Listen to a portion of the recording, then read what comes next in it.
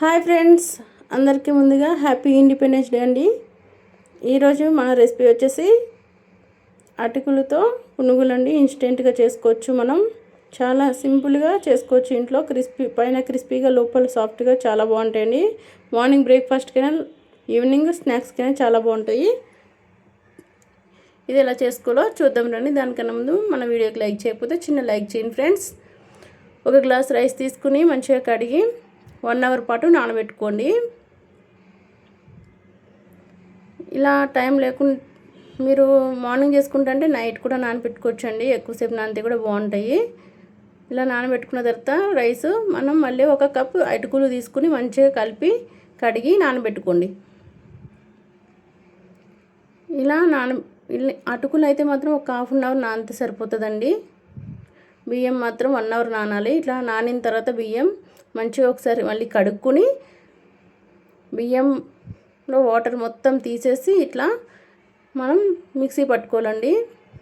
ఇలా మిక్సీ జార్లో వేసుకుని మిక్సీ పట్టుకోండి. వాటర్ ఏమి వేయకుండా ఒకసారి మిక్సీ పట్టుకోండి.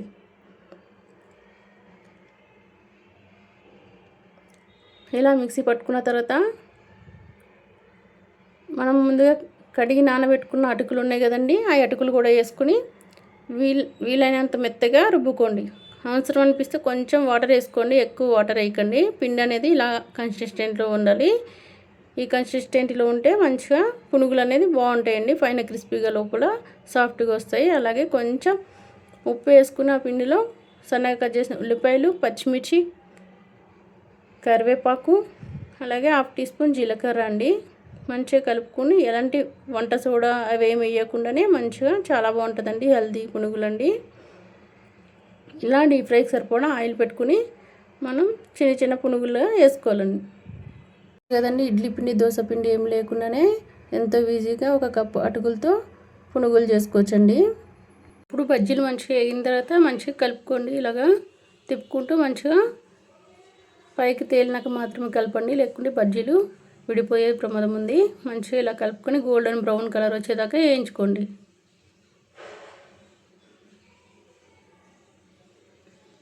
ఇలా గోల్డెన్ బ్రౌన్ కలర్ వచ్చినాక తీసి పక్కన పెట్టుకోండి. ఈ బజ్జీలు టమాటా చట్నీతో కానీ పల్లి చట్నీతో కానీ సర్వ్ చేసుకుంటే చాలా బాగుంటుందండి. ఒకసారి మీరు కూడా ట్రై చేసి ఎలా ఉందో కామెంట్ చేయండి ఫ్రెండ్స్.